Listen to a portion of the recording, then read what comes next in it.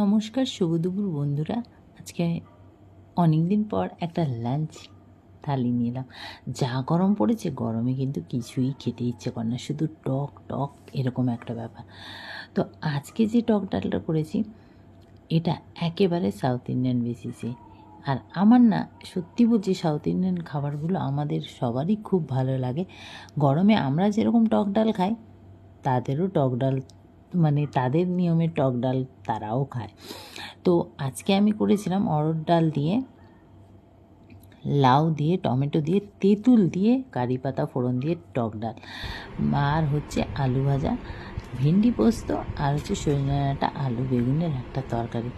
সত্যি বলছি, অসাধারণ, মানে